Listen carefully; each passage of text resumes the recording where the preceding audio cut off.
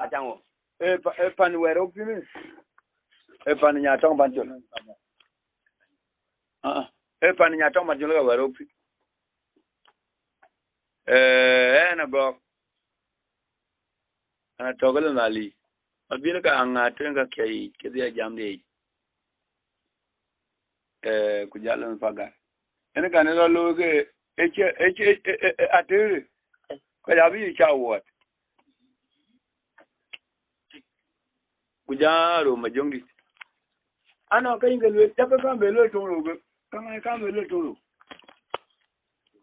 Giata dana kama ko ya bana mum jalwe sine ko.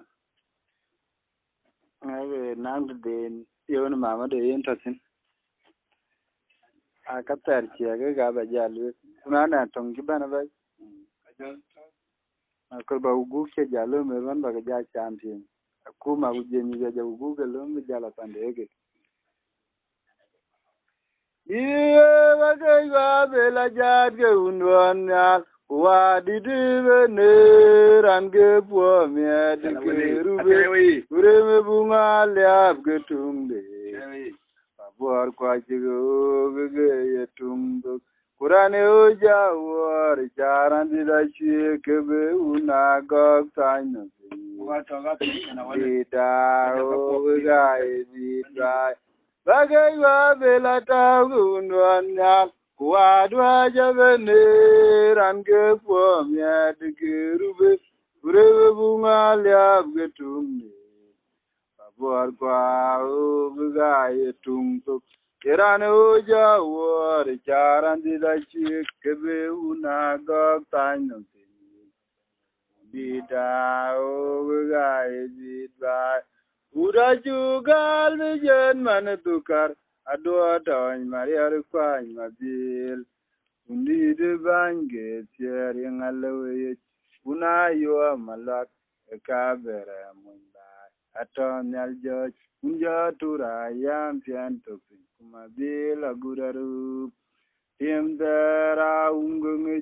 igalan tan guma chamlier wada dide chin ter chut unua ye ge jayo puk dino tangi kenabuk kaya garang ko lega chabelil enige majiji kol majuelen dide radok Echara buk ogerang di oga dine jekom uda jugal vijen manutukar adwa dawn mariar kwany mabil undi de bange tier ngalewe una yo malak ekabere munda aton yaljot unja tura yam pian topin mabil aguraru Tim dara ungung igalan tan guma chamriya wada dide chin ter chut iya ge jayo puk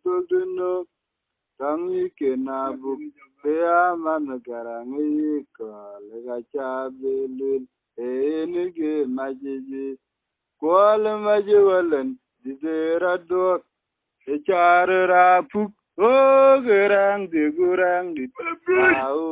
ga dine jekom kugada nege yakwe ga ejira wa chama dung to pap kuyu chama gwele ga maya kunyen kuya jang makoy walen ega ki ge palik ayang bageri nakwen ledo Kayaru dona ga kwanyale kama yamu wale wada kwerale achare kwa yewira benyalwe anwe loanyunya yeudu valerian badar kwa be kaya kweya jeran manen doga ike galu kuyera ngalu tuta endobin Tanya wanyer kunyala wanyaria weda riri dan chang put denye makya wabera dit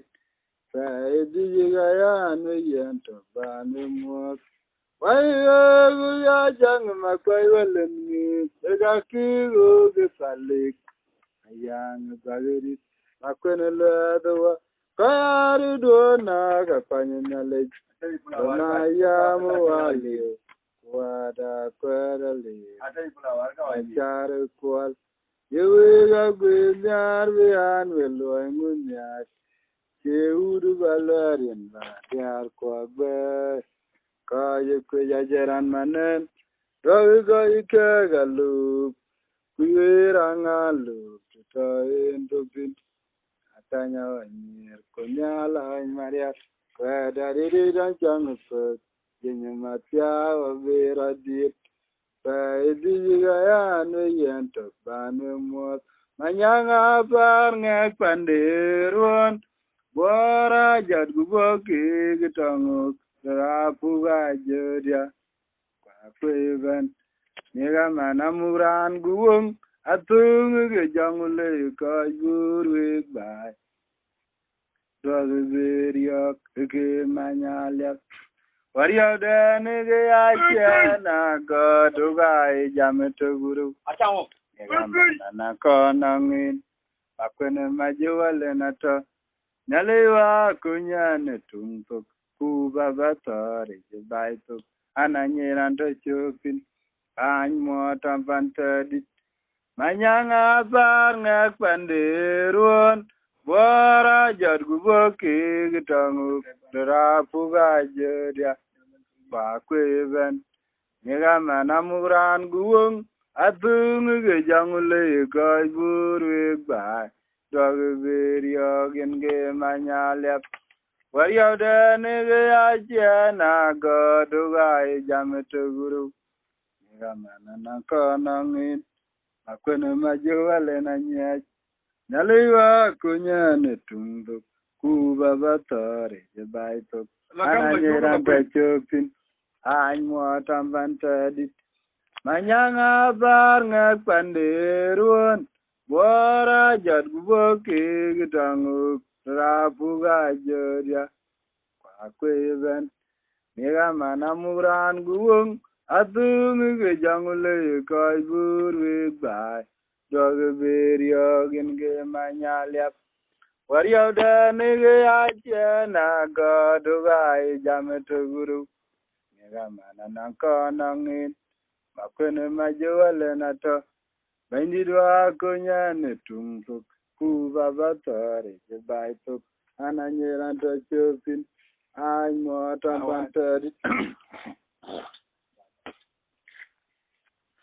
tira unu magira biya din yumyat kicher kangong lemalel maune garanga muaya kujela kumpin Urarare unamir gai gariyoy kawan mapuljuk wan magandut uarare botanyen unachul mayan gubechir maya yang cengara tauna ugarele aegibu manim gediega bodang julubun kumamirikom Ujali yuwaria baton malwang lemami rabo watoge kiri kari kot aine kang lezin wena gudo wat uga boguti gediar time nom narasik ayam kuala len gumamir maket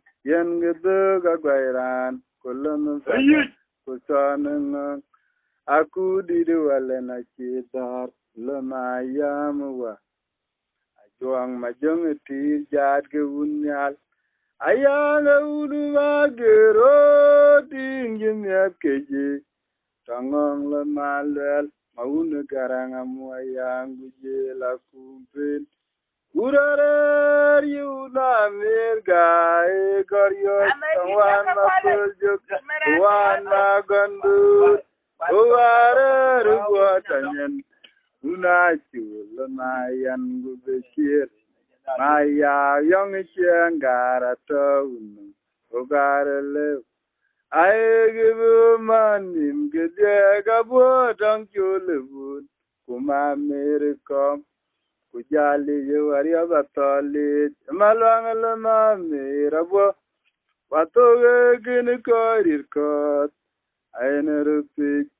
Wina guto adoga podusi gediar timenum narusik. Mayam kuala lem mamir market. Yen geduga bairan kulun zagar. Kusaneng. Aku diruwala na chitar. Lumayamwa. Ajuang majung ti jad ge unyal. Jinjene nyang jewat.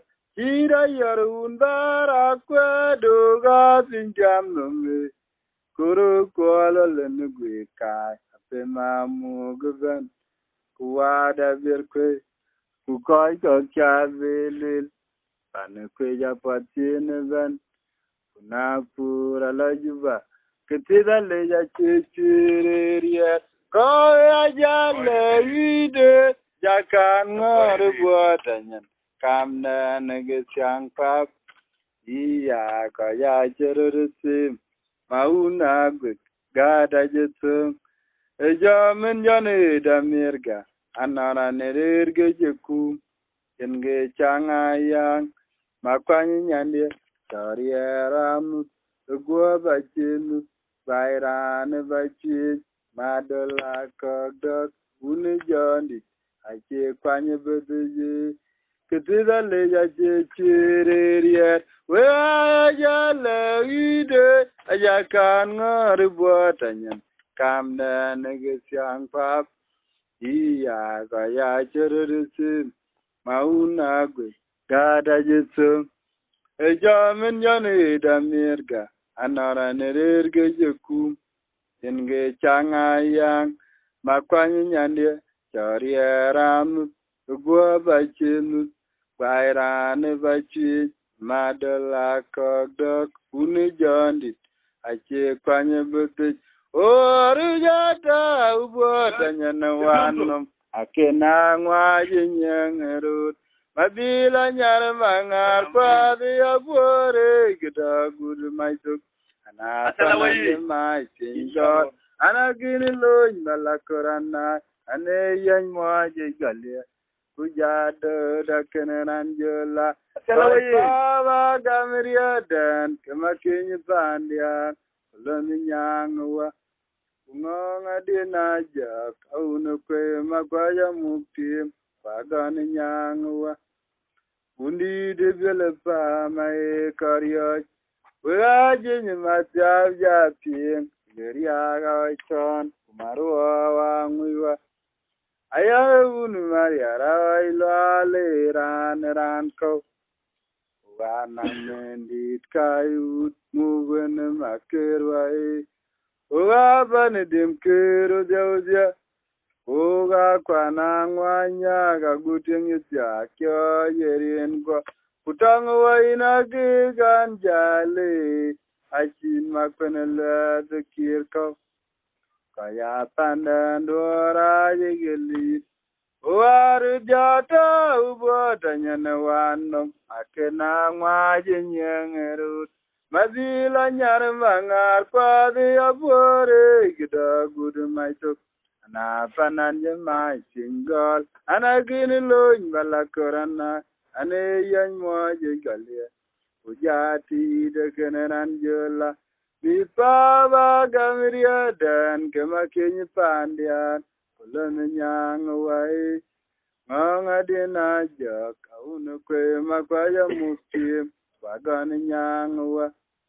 Undi divile fama kokat. Uwaji nyimatya japing. Geriaga oiton. Kumarua wangwiwa. Aya unu mariara ilwale ran ko.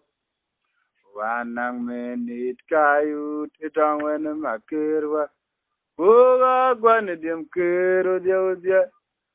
Uga kwa nangwanya kaguting itya kyo yerin ko.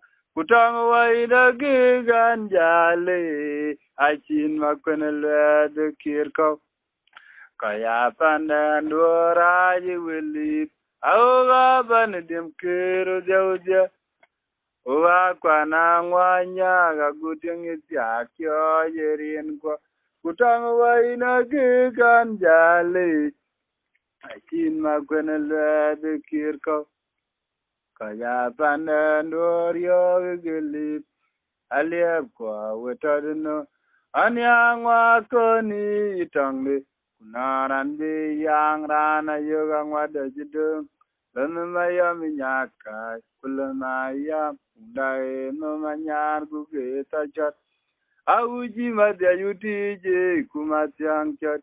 Iwe unu wadya pagpagrino. Kecuman oge wena kwene wade gajane nyenti. Yenye nyang yewat abuda duchu wa jalatu. Akwena gura mirande. Unu maya we manye tultel tarusi ke kang lew. Kaya wong junub do jot kwa chuve jang ma kwayelem abe bayuga yung la terik tangpane kweyo ale kwa wetarino kiyang wa koni tangde kunaran be jot dana yogang wada jidung lemaya minyaka kulemaya undai no manyar guge tajat Auji mata udije kumatyang chat iwe unu wadya pagpagrino kecuman gay wena kwene wade gajane nyenti yenye nyang yewat tabura duchu wa jalapchu makwena gura mirandye unu maya we manye tultel tarusi ke kang lew Kaya wong junub do jot kwa juba jang ma kwayelen abeba unya yung la terik tampane kweyo aliap kwa wetadino anyang wa koni yitangde naran be yang rana yogang wada jidung lemaya minyakai kulemaya wade no manyar guge tachat Yang una goge tage panchola buida madiang ngong majuat Pesigay ngay ngulwek achol gutuni tuju wangit kadula che kapamaber Achango. Tele kwaya kinge ku kumato ngale Yang una goge tage panchola buida madiang ngong majuat Pesigay ngay ngulwek Ajal gitu ni tuju wangit kadula che pamaber kole ya ta cha bele kwa ya chingi ku kumato ngale banya unda na poryak anara ring paya me ya polo berien kurien ngwada mu gapat achulo mabyawan panang magupana buk Ayam kual tamga pabga gwairan acherawaru koyu man piat yang alebe piat yogu kidik na bil ko akoy tung nyal tanga bil macam kaya jaga simko anagarairo diage diramanu alam nyawa kutoa irwa kake pieng akaru lana bejo kakirare penye Lewa baina ya jogu banangar gapanan kapiat makonu malena rumbat nawung ele ane tenjali panan gaga bemal kwanyi oke agulawa Mayama kwe jawe unmo kenyal awai madogu mariek beng di de unangwa wa dam ngetip oga pejar kagriek kaya jaga pimko wanangkor waiko biar di amanu alam jawa udah kutuanin gua kagetin nangkoru yana betul kakirare penyin ayam kubain ajal kubananggar kapanan kokiat makonu malena rumba nawo elel yenani jol gali panan gagabe malkwanyi oke agulawa Mayama kwedega unmo kenyal awan madal gumariek Dang đi đều na ngoa wa đam người tim. Cô gà chắc đi ác cực. Đế ơi em đu đã đam tim ai yang. Ô gà giác wa yu vật cực gà lên toàn way. Atung đơ đơ quay ran kuma pua. Dio anadon tiere tugere muwote. Aunu kwega muwala de yelene nyanga kwet. Agang riara topur. Kene abiben gechit kene darutik. Lanaya na dauga yang nagamakich. Ega goyam duda damti maya. Oga jagwa jwatat. Kilometon away. Adung de guairan kuma puawa. Dia na don tiere tugere muwote.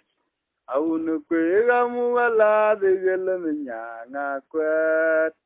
Agang riara topur. Kene abiben gechit kene daretik. Lanaya na dauga yang nagamakwe. Agang riara topur. Kene abiben gechit kene tanguk. Lanaya na dauga yang nagamakwenuwa.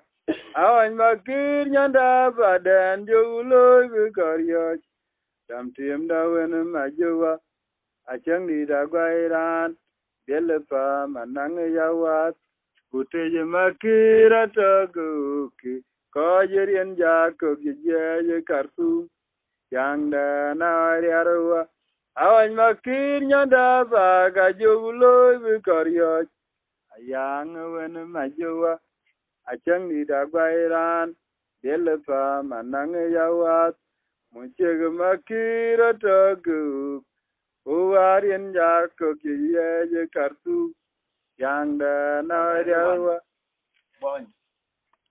Jatok. Ani jatok we bai. Kaga ane japula bai. Kuge piadu ngega wat de ne zizi tinji mine chitingi de ma. China jabu kuiz. Tega mene dinda ba ja mene wakaw dira be benano. Nam dia na lu yere. Kwen ke le we ko cho le bu we ka ma chi nya che a che ken dan ke lul kin e bu. We min van biate aje be tak. Ngabu we aje te we gapanan. Ngabu we aje de chipat bakorua. We min van biate aje be tak. Koiran we aje te we gapanan. Ngabu we aje de chipat bakorua. We unulu ma jari jarier. Una sultana gok.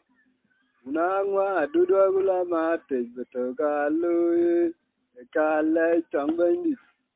Yayang ayogulo yakunma mirja. Babu der penawalen. We min man biate achebe tak. Ngawe ajade we gapanan. Ngawe ajade chipwa bakorunwa. We unulu ma jari jariet. Unatultana gok. Unangwa dudwa gula mate betogalu iben. Ekale chambani. Yayang ayogulo yakunma mirjok. Babu der kwenawalen. Adia abuna pura dido po darete. Upanu wada birkweven. Arnya na lo nguchema. Udache polije. Akone bejata. Unu chira kwedwara chuot. Jagaru nyaye tonum. Tona tarwik. Adia abuna pura dido po darete. Upanu wada birkweven. Arnya na lo nguchema. Jagaru nyaye tonum. Tona tarwik. Adia abuna pura dido po darete. Upanu wada birkweven. Arnya na lo nguchema. Udache polije. Akone bejata. Unu chira kwedwara chuot. Jagaru nyaye tonum. Tona tarwik. Aura damwai num tuik. Kukuru kuala nuksun. Kukulwa nuga gunmayam. Wayuan majet. Yagirom loy maunu mariare nyelwet pama da gudi. Unu kwenya mujaga muwayan. Anato udunyen. Anajida lir mundal. Jenyan nyangewat. Asire michitenge. Monga luongu manyamir. Alang makwende tuyandye. Oria kege jonga chan. Kaburadi. Banga chate given. Yagija chuda bawadwe, because ya fira wadelil, waira nang yeni, aura damwainum tu, ukuru kuala baitun, ukulba nuga gunmayam, wayan majit, yagiram loy maunu mariare nyelet, pamada gudim, unu penya murjaga mugayan, anato udunyen, Anajira lir mundal, jinyan nyangewat, achire michitenge, mga luongu manyamir, alang makwende tuirande, ariakye jonga chan, kaburadi, tanga chate gijiban, yagija chuda bawedwe, bekoy kogya pira wadelin, waira nangyene, aura damay numtuik, Ukuru kuala baitun, ukul banuga gunmayam, wayan majit, jagirom loya unu mariare nyelwet, pamada gudin, unu kwenya murjaga muwayan, anato udunyen, anajira lir mundal, jinyan nyangewat, achire michitenge, mga luongu manyamit, Alang makwene tuyande, Paria kege jonga chan, Kaburadi, Danga chaya gijiban, Yagija chuda bawadwe, Bukoy kogya pira wadelil, Waira nangyene, Aura damwainum tu, Kukuru kuala baitun, Kukulba nuga gunmayam, Wayan majut, Yagirom loya unu mariare nyelwet pamada gudim. Unu kwenya murjaga muwayan. Anato udunyen.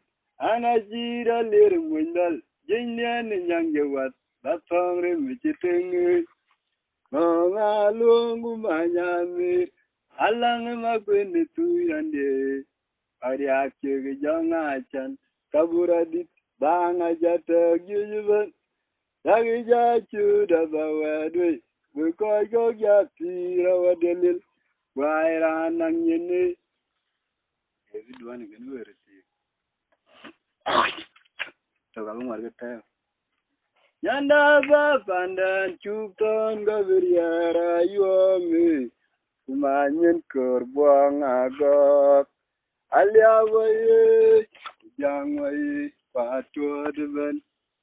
Yangaru elegatedia rulan. Ache jinyanu. Ebu bajir jimayamriya kudinga torbe. Kudinga kujatong ayang chalo. Alijo nyala bang mariak. Mabula mo. Nizgi yarunuban. Angay nidaga. Wega badwa kyogurun. Angudi John Mandik. Kutungo gajin gada kanga kwe, kurora kuwa guria kere jukomwa. Nyanda ba pandan chupton go guria rayuami, manyin kurbong agok. Alia waye, kujang waye, patu advan. Yangarur wele getiria rule. Ache tong jinyanguk.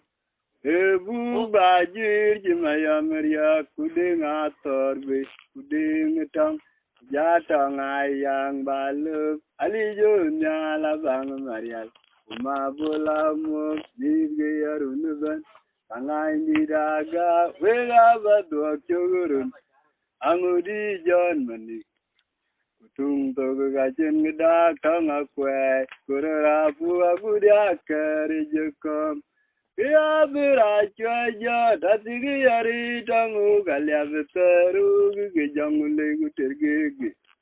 we abra chai kwa nyatigi yari tangu kalya bitaru ke jangule kutergege kutage dia dia chawa kini pana dia kini una chang magara chaponi go payam ke gachier airan be podak jana piltu nyabo kutage dia dia chakum kini pana dia kini una chang magara chapani go payam ke gachier airan be podak jana piltu nyabo Kana bermuan ngalakur kwa midban achin ngichadi ortin Goyani kor bayam bayam nyani puluwa wajge payam Angchuti marupur kuding ay makuri dengkial Kuchoylo na mir kutungi Adua muj mayana juang kutaru Kwati chang mamak Kwa gunyang waluy matudi maya meriya grande anavuko yenu batunga zilpa make keyaru natunga gaban kidiri buna pura junya kuru ki malwang lena melu digeri ache jale warya atyang jot balu bele dae nyidi Agora chego ungayo kranere chabegayo tinabetulu bejal ana gorwangala kurkwa midber ajin chari urtin gayani kor bayam nenu luga wage bayam kamchuti marupor kuding ayma kuri dengtial Kujoylo na mir kutunge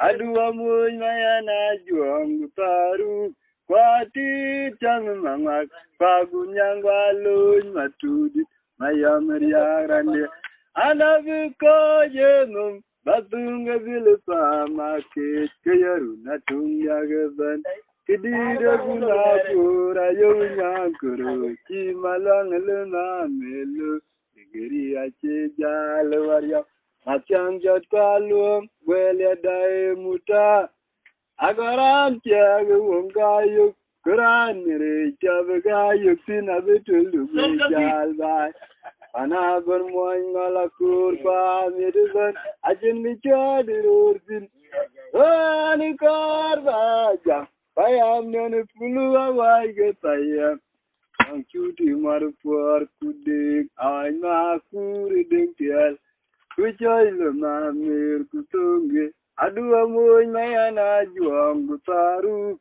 Wadi chang mangak bagunyang waluny matudit mayamria grande anaviko jenum baratonge vilpa make keyaru natunga gaban Bada buna pura yunyang kuru Ti malwang luna melu Digiri ache jal waryaw Matang jod palwang kaga abija kala kaga chan ka mumgir kedin tungmane ja taw din tero nyotan be yen din akilo ka te japta bata nuan chan ta yidir gari jo chwa ti meuna gogolene ajera no warrior achube kon mukti lon ma jo agbairana yang ayana mung makur kumape yang akirawa tong rusik wenu kwalwale na beben ayang chuk muwajang makwaje ga muktim pa unjuk ayang daye makida gutu pawan madinga bairan Kenom jage kidi jani kanga jato gelong derande we unu bichire uga tangrom lu Wa kai warni bendan ngema kwanya di ane bola linga le la ba pi ngurfi alandan ge chuti ya bet kutona rongnun ti kenom jage ke de jani kanga jato gelo na derande ida ya dware kore jag becha ani ka be jamta afaru bugwar Uwe galde uwe rentina kwani nale. Ukanga gaga charu